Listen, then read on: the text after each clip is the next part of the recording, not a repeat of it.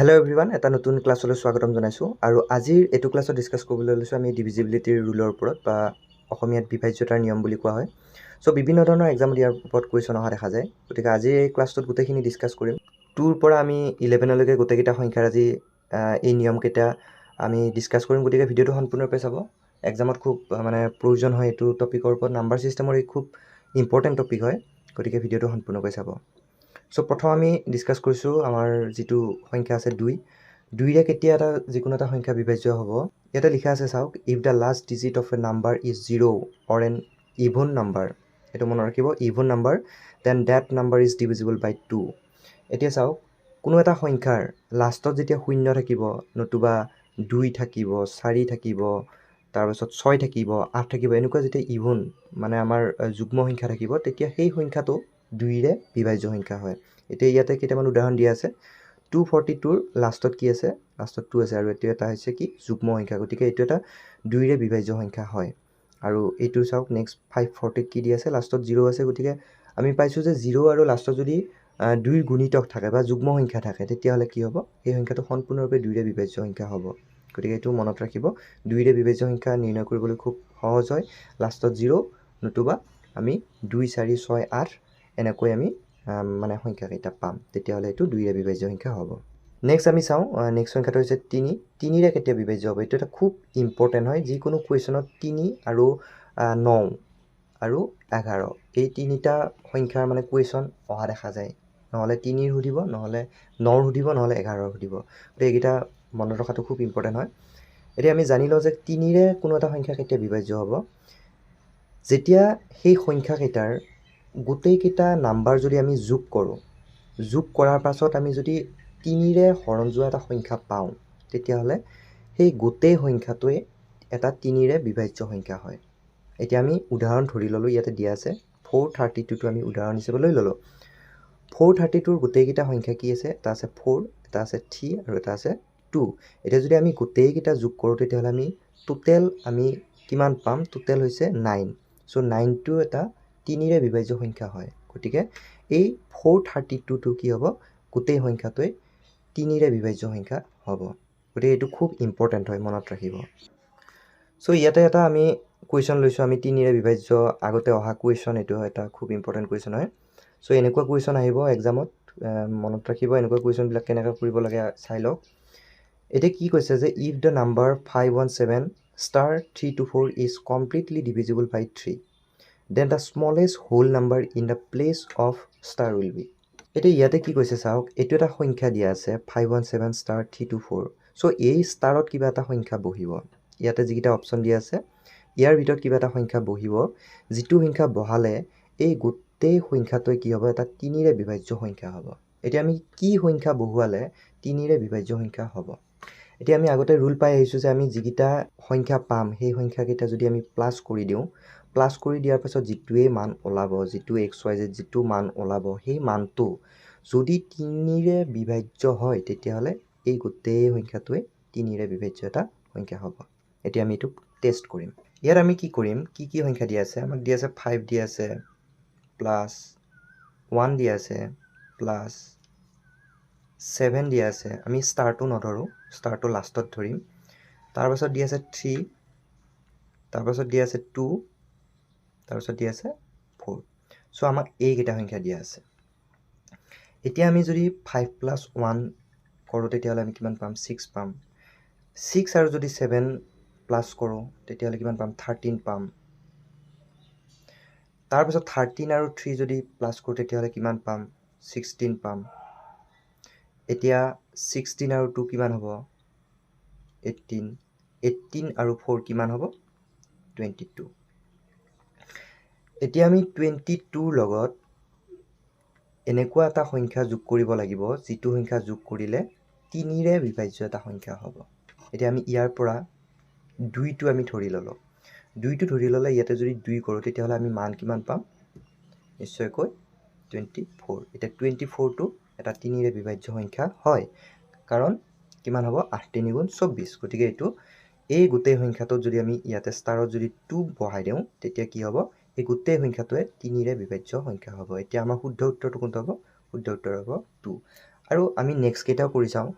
Next কেইটা আমি যদি ইয়াতে 3 বহাই দিওঁ তেতিয়া আমি কিমান পাম 25 পাম 25টো এটা 3ৰে বিভাজ্য সংখ্যা নহয় যদি আমি 4 বহাওঁ কিমান পাম 26 পাম 26টো এটা বিভাজ্য সংখ্যা নহয় যদি আমি 5 বহাওঁ 5 বহালে কিমান পাম 22 প্লাস 5 কৰি দিলে কিমান পাম 27 এটা 27টো আমাৰ বিভাজ্য সংখ্যা হয় কিন্তু আমাৰ কোৱেশ্যনত কি সুধিছে চাও স্মলেষ্ট হোল নাম্বাৰ এই ইয়াতে যিকিটা অপচন দি আছে ইয়াৰ ভিতৰত আটাইতকৈ সৰু সংখ্যাটো বিচাৰিছে গতিকে আমি 5টো নলওঁ কাৰণ কিয় আটাইতকৈ সৰুটো বিচাৰিছে গতিকে সৰুটো হ'ব 2 গতিকে এইটো শুদ্ধ উত্তৰ হ'ব আশা কৰিছো আপোনালোকে বুজি পাইছে সো আমি নেক্সট আমি ৰুল কেইটা চাওঁ সো নেক্সট দিয়া আছে ডিভিজিবিলিটি বাই 4 4 দ্বাৰা কেতিয়া বিভাজ্য হ'ব আমি আগতে পাইছিলো যে 2 ৰে বিভাজ্য সংখ্যাটো পাইছিলো যেতিয়া কোনো এটা সংখ্যাৰ লাষ্টৰ সংখ্যাটো 0 নতুবা আমাৰ 2 4 6 এনেকুৱা যেতিয়া আমাৰ যুগ্ম সংখ্যা হয় তেতিয়া আমি সেই সংখ্যাটো 2 ৰে বিভাজ্য হয় কিন্তু 4 ৰ ক্ষেত্ৰত আমি কি কৰিব লাগিব লাষ্টৰ দুটা সংখ্যা আমি ধৰি ল'ব লাগিব এতিয়া ইয়াতে एग्जांपल দিছে চাওক 48424 আমি যেতিয়া ইয়াৰ আগতে 2 চাইছিলো তেতিয়া আমি লাষ্টৰটো চাইছিলো কিন্তু ইয়াতে আমি কি কৰিব লাগিব দুটা সংখ্যা ল'ব লাগিব এতিয়া আমি দুটা সংখ্যা ললো 24 হল লাষ্টৰ দুটা এই 24 টো 4 ৰে হৰণ যায় নে না যায় যদি 4 ৰে হৰণ যোৱা সংখ্যা হয় তেতিয়া হলে গোটেই সংখ্যাটোৱে 4 ৰে মানে বিভাজ্য হোৱা এটা সংখ্যা হয় বা 4 ৰে বিভাজ্য এটা সংখ্যা হয় আমি জানো যে 24 টো এটা 4 ৰে বিভাজ্য হোৱা সংখ্যা হয় গতিকে এই গোটেই সংখ্যাটোৱে কি হ'ব 4 ৰে বিভাজ্য সংখ্যা হ'ব 5 টো খুব মানে ইজি হয় যদি লাষ্টত 0 নতুবা 5 থাকে লাষ্টৰ সংখ্যাটো যিকোনো ধৰা হল 2 3 5 0 এনেকৈ থাকিল সো এই লাষ্টৰ যেটো ডিজিট আছে এই ডিজিটটো যদি 0 নতুবা 5 থাকে তেতিয়া হলে সেইবিলাক সংখ্যাই কি হ'ব 5 ৰে বিভাজ্য সংখ্যা হ'ব খুব সহজ হয় এটো এতিয়া এটা एग्जांपल দিয়া আছে যেনিবা 200 ইয়াতে দিয়াই আছে চাও 200 লাষ্টৰ সংখ্যাটো 0 আছে গতিকে এই সংখ্যাটো 5 ৰে মানে বিভাজ্য সংখ্যা হয় আশা কৰিছো বুজি পাইছে খুব সহজ হয় সো নেক্সট হৈছে 6 6 ৰে বিভাজ্য সংখ্যা কোনবিলাক 2 আৰু 3 আমি 2 ৰো নিয়ম পালো 3 ৰো নিয়ম পালো সো যিবিলাক সংখ্যা 2 ৰেও যায় 3 ৰেও হৰণ যায় বা 3 ৰেও বিভাজ্য হয় সেই সকলোবিলাক সংখ্যাই 6 ৰেও বিভাজ্য হ'ব ইয়াতে এটা एग्जांपल দিয়া আছে 216 216 টো 2 ৰে বিভাজ্য হ'ব কাৰণ লাষ্টত কি আছে 2 ৰে হৰণ যোৱা সংখ্যা আছে 3 ৰে বিভাজ্য হ'বনে আমি কি পাম টোটাল কিমান পাম 9 পাম সো 9 টো 3 ৰে বিভাজ্য হোৱা এটা সংখ্যা হয় গতিকে 3 ৰে বিভাজ্য হয় গতিকে এই 216 টো 6 ৰেও বিভাজ্য হ'ব গতিকে আশা কৰিছো বুজি পাইছে এনেকুৱা হয় অতি সিম্পল হয় যিকোনো ধৰণৰ কোৱেশ্চন আহিলে পাৰিব এতিয়া আপোনালোকে এখিনি ভালকৈ বুজি লওক কেনেকৈ কৰে এতিয়া আমি নেক্সট আমাৰ যেটো 7 ৰে হৰণ যোৱা নিয়ম আছে বা 7 ৰে বিভাজ্য হোৱা নিয়ম আছে হেতু এটা মনত ৰাখিবলগীয়া হয় এটোৰ এক্সামত ইমান এটা নাহে কিন্তু আপোনালোকে জনাটো দৰকাৰ সো এটা আমি एग्जांपल ললো যে কেনেকৈ আমি কৰিব লাগে হেতু আমি চাও ধৰা হল আমি 2212 এই সংখ্যাটো ললো এই সংখ্যাটো কি কৰিব লাগিব যেটো লাষ্টৰ ডিজিট আছে এটুক আমি কি কৰিব লাগিব যে নাথাকক ইয়াতে x y z যে নাথাকক আমি তাক 2 ৰে পূৰণ কৰিব লাগিব এতিয়া আমি যেতিয়া 2 ক আমি যেতিয়া 2 ৰে পূৰণ কৰিম আমি ৰিজাল্ট কিমান পাম 4 বাকি যি তিনিটা ডিজিট থাকি গল যেইটাই নাথাকক ইফালে যিমানে নাথাকক যিকিটা থাকি গল তাৰ পৰা আমি এই 4 টো আমি মাইনাস কৰিব লাগিব গতিকে 221 4 সো আমি কিমান পাম ইয়াৰ আনসাৰ পাম 217 এতিয়া আকৌ কি হল আমি এটো নাজানো যে 217 টো আমাৰ 7 ৰে বিভাজ্য সংখ্যা হয় নে নহয় নাজানো আকৌ একেই নিয়ম কৰিম আমি 7 টো কি কৰিম 2 ৰে মাল্টিপ্লাই কৰিম গতিকে কিমান পালো ৰিজাল্ট 14 বাকি যিখিনি ৰল এখিনি আকৌ কি কৰিম আমি এই 14 টো মাইনাস কৰিম এতিয়া আমি ৰিজাল্ট কিমান পালো ৰিজাল্ট পালো 7 যদি আমাৰ ৰিজাল্ট 7 থাকে নতুবা 0 থাকে তেতিয়া গম পাব যে এই সংখ্যাটো এই গোটেই সংখ্যাটো কি হ'ব 7 ৰে হৰণ যোৱা সংখ্যা হয় সো এনেকৈ কৰিব লাগে যিকোনো সংখ্যা দিয়া নাথাকক কিয় ইয়াতে আপোনালোকক 3324 এনেকুৱা যিয়ে নাথাকক কিয় আপোনালোক কি কৰিব এই নিয়মত প্ৰথম লাষ্টৰ ডিজিটটো কি কৰিব 2 গুণ কৰিব তাৰ পাছত বাকি কিটা থকা সংখ্যাৰ পৰা বিয়োগ কৰিব যিমানেই আপোনালোক কৰি গৈ থাকিব লাষ্টত যদি 7 আৰু যদি 0 ওলাই তেতিয়া হলে গম পাব হেতু 7 ৰে বিভাজ্য সংখ্যা হয় আৰু যদি সেইটো 7 আৰু 0 নোলায় ৰিজাল্টটো, তেতিয়াহ'লে গম পাব যে সেইটো 7ৰে বিভাজ্য সংখ্যা নহয়। চ' এনেকৈ 7ৰ মানে বিভাজ্য সংখ্যাটো নিৰ্ণয় কৰা হয়। অলপ মানে কমপ্লিকেটেড হয়, কিন্তু যেতিয়া কৰিব বা মনত ভালকৈ ৰাখি ল'ব তেতিয়াহ'লে পিছলৈকে মানে এইটো কোনো প্ৰব্লেম নাপাব। চ' আমি এতিয়া 8ৰ নিয়মটো চাওঁ। 8ৰ নিয়মটো কি হয়, যেতিয়া কোনো এটা সংখ্যাৰ লাষ্টৰ 3টা সংখ্যা 8ৰে হৰণ যায়। এতিয়া ইয়াতে এটা এক্সাম্পল দিয়া আছে 2 4 7 8 6 4। যদি লাষ্টৰ এই 3টা সংখ্যা যদি 8ৰে হৰণ যোৱা সংখ্যা হয়, তেতিয়াহ'লে এই গোটেই সংখ্যাটোৱে কি হ'ব, 8ৰে হৰণ যোৱা সংখ্যা হ'ব। আৰু লাষ্টত যদি 3টা 0 থাকে, তেতিয়াহ'লেও কিন্তু 8ৰে হৰণ যোৱা সংখ্যা হ'ব। গতিকে মনত ৰাখিব, এইকেইটা খুব ইম্পৰ্টেণ্ট হয়, আহি থাকে এক্সামত মাজে মাজে 8ৰো আহে, গতিকে এইটো মনত ৰাখিব। চ' নেক্সট আমি চাওঁ 9। আমি আগতে যি পঢ়ি আহিছিলোঁ 3 নিয়মটো ছেইম 9ৰ লগতো একে। এইটো আৰু নতুনকৈ জানিবলগীয়া কোনো কথা নাই। যিকেইটা সংখ্যা আছে, যিকেইটা ডিজিট আছে, গোটেইকেইটা প্লাছ কৰিব। যদি প্লাছ কৰাৰ পাছত যদি সেই ৰিজাল্টটো 9ৰে বিভাজ্য এটা সংখ্যা হয়, যিয়েই নোলাওক কিয় 9ৰে যদি বিভাজ্য এটা সংখ্যা হয়, তেতিয়াহ'লে গোটেই সংখ্যাটোৱে কি হ'ব, এটা 9ৰে বিভাজ্য সংখ্যা হ'ব।